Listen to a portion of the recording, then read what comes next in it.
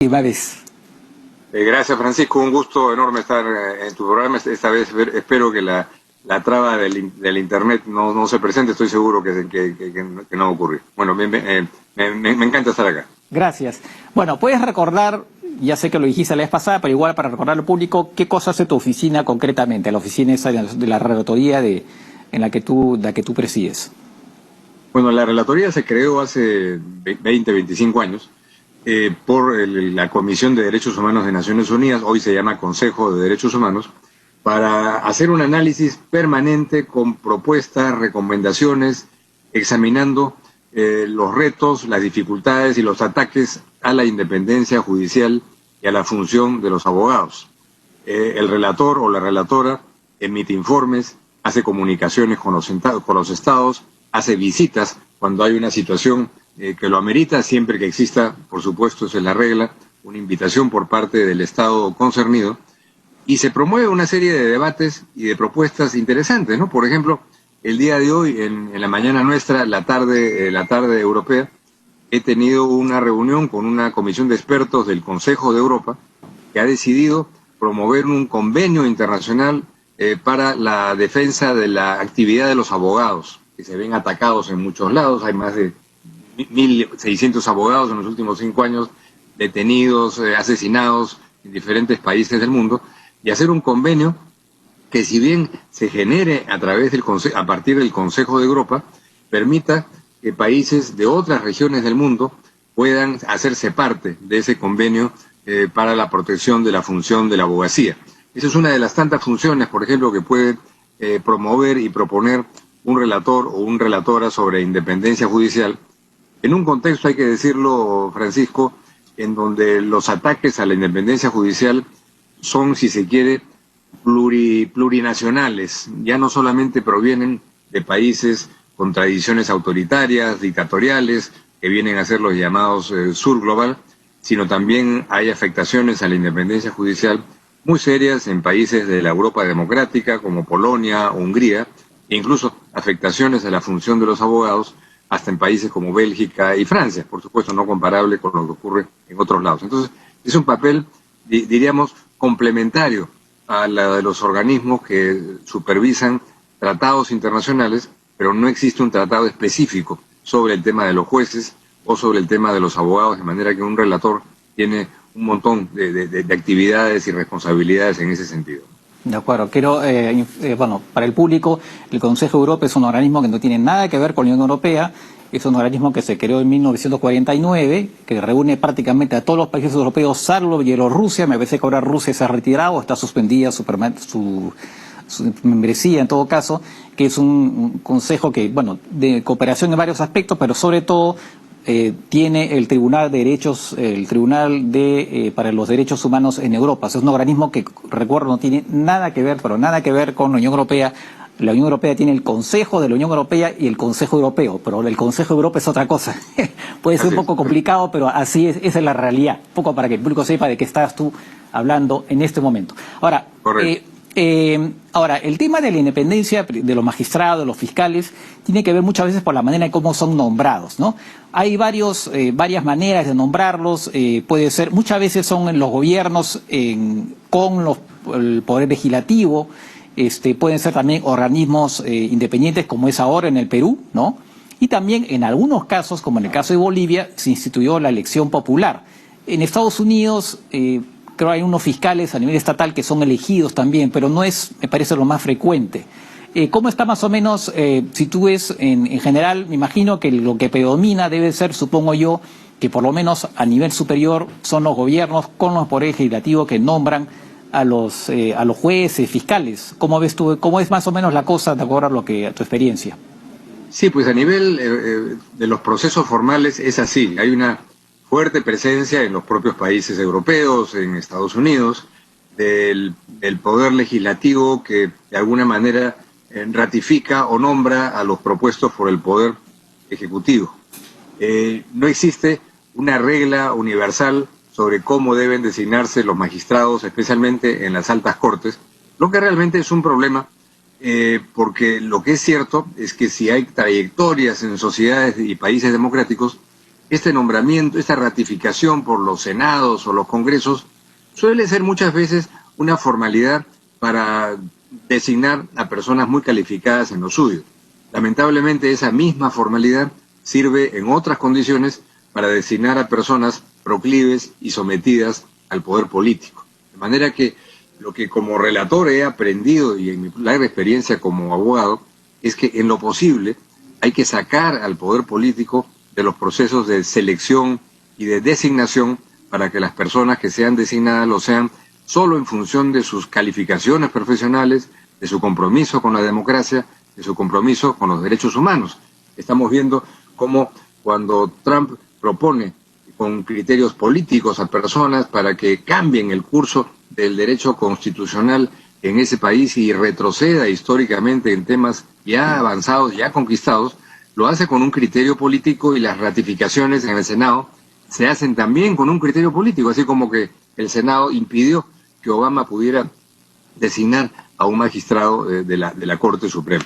Entonces, hay una tendencia creciente, Francisco, en varios países a que existan consejos de la judicatura, consejos judiciales, lo que tenemos nosotros en el Perú, la Junta Nacional de Justicia, como un espacio que en teoría tiene que hacer una selección basada estrictamente en calificaciones profesionales y en una competencia abierta y transparente.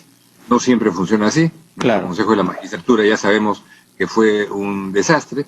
Aquí la Junta Nacional de Justicia, por el contrario, está dando señales muy positivas de haber hecho criterios de selección, que algunas personas podrán discrepar de lo que se decidió al final, pero que sí han sido procesos transparentes y razonablemente participativos.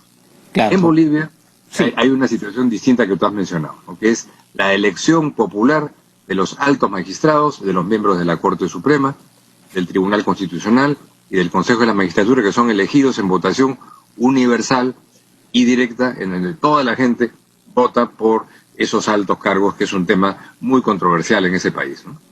Claro, eso dio motivo precisamente a un informe de tu parte, ¿no? Que fue muy bien acogido, hasta que hablaste del juicio específico de la señora Áñez. Ahí, digamos, las bendiciones que te hacían se convirtieron en un poquito más agrias, digamos, ¿no? Pero ahí tú dices varias recomendaciones efectivamente para cambiar la forma de designación de los jueces, ¿no?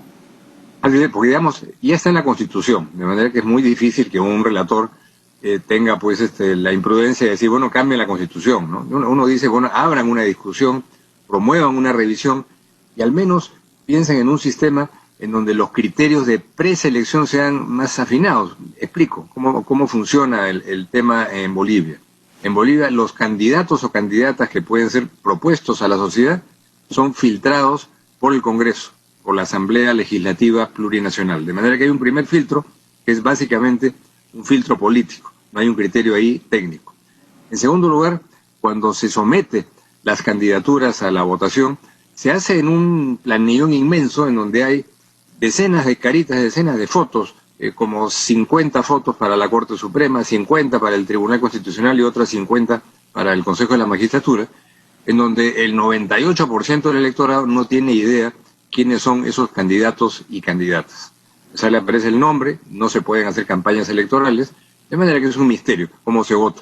Y al final lo que ocurre es que hay un gran ausentismo y de las personas que sí llegan a votar, la mayoría lo hacen nulo o en blanco, porque no entienden cómo hacer ese proceso de selección, de manera que las personas que realmente acaban siendo los electores de quienes ocupan estas posiciones son una ínfima minoría. Entonces, el sistema ostensiblemente tiene que ser revisado para que haya o una elección con un criterio distinto, cambiando la Constitución o utilizando la Constitución actual, si es que eso fuera políticamente imposible, para tener un criterio de preselección más claro que garantice la calidad técnica, la pluralidad en las ideas de las personas que postulan y una mayor claridad de exposición para que la gente sepa por quién votar.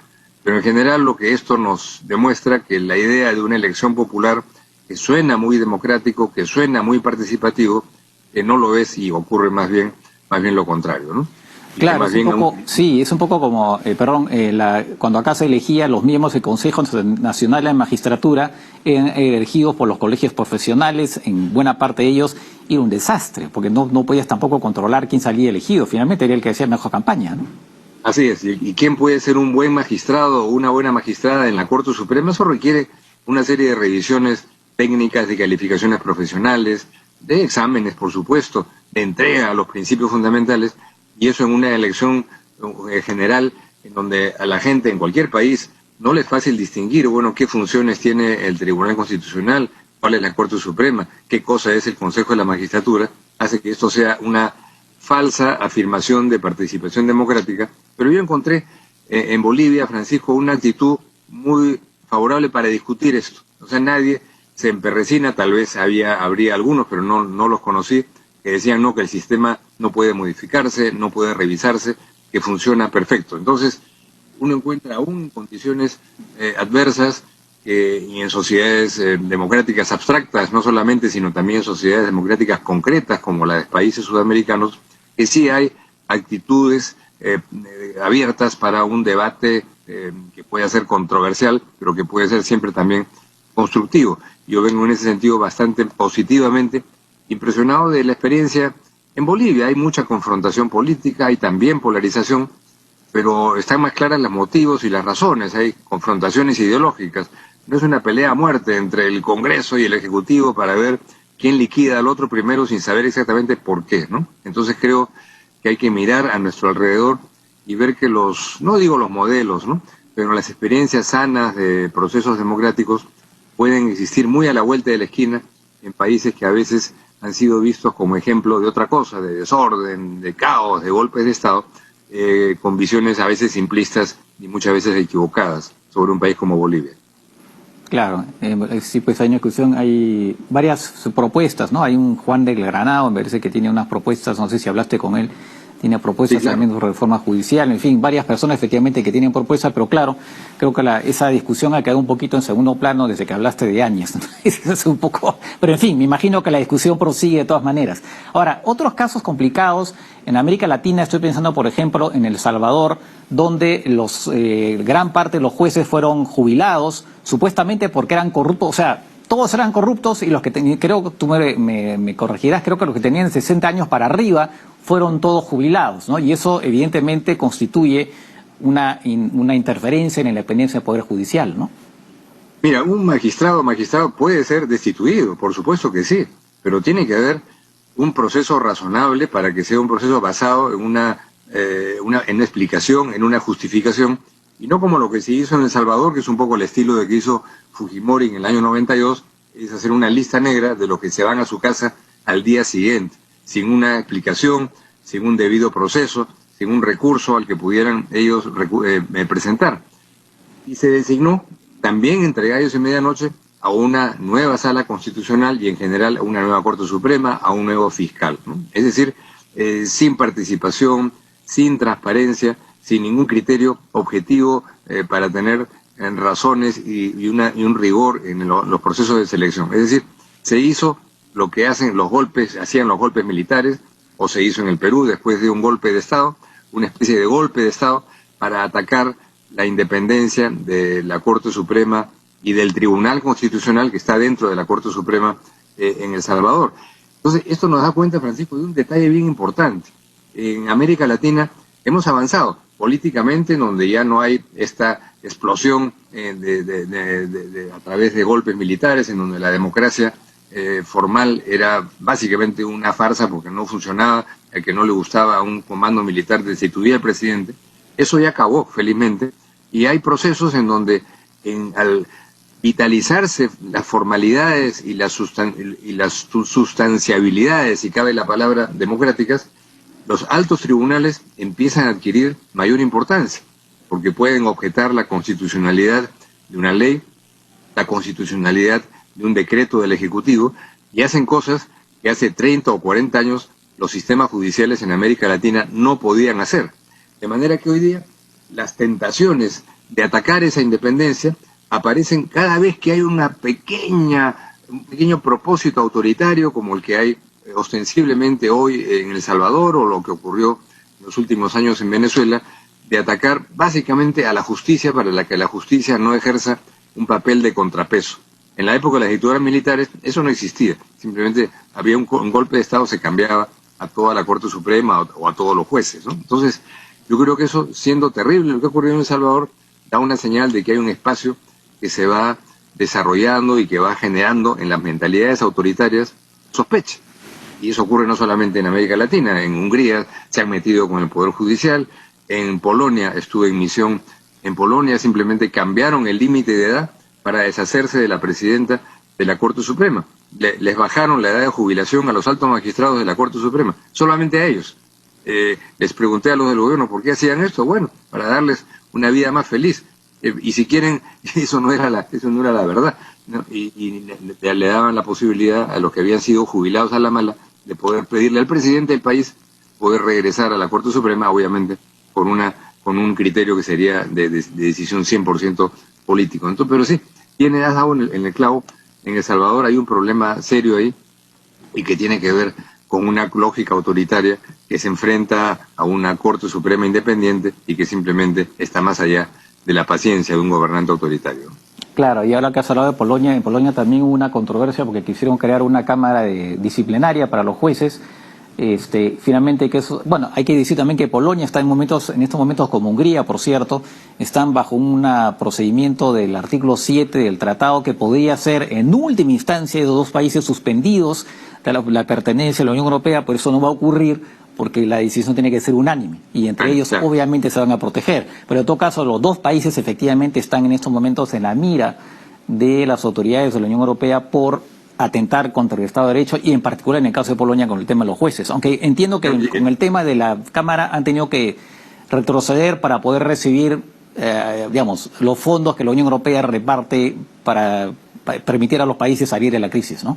Sí, pero entiendo que se mantiene todavía la sanción a Polonia de que tiene que pagar 1 millón de euros diarios a Europa por esas fallas, pero inmediatamente con la crisis de Ucrania y con la cantidad de refugiados que ha recibido Polonia, que es el país que más refugiados ucranianos ha venido recibiendo, está recibiendo recursos complementarios de la Unión Europea para hacer frente a esa terrible demanda que está presentándose. Pero en consecuencia es interesante ver que en la sofisticada y democrática Europa también se cuecen estas habas de injerencia en la justicia, lo que va demostrando qué importante es que en una democracia hay una justicia independiente, porque cada vez que alguien quiere sacar los pies del plato desde el poder político, lo primero que quieren controlar, lo primero a lo que se quieren referir, antes que a la prensa, que hay medios a veces más sutiles para ejercer control sobre los medios de comunicación, es atacar directamente a una justicia independiente, que es un tema que no es en consecuencia un asunto que le interesa solo a los jueces o juezas que están ahí sentados, sino que le interesa a la sociedad que haya una justicia que resuelva solo en base a la Constitución y a la ley y no en función de lo que le interesa a quien está ocupando el poder político, cosa que suena a veces a un sueño, pero de eso se trata finalmente.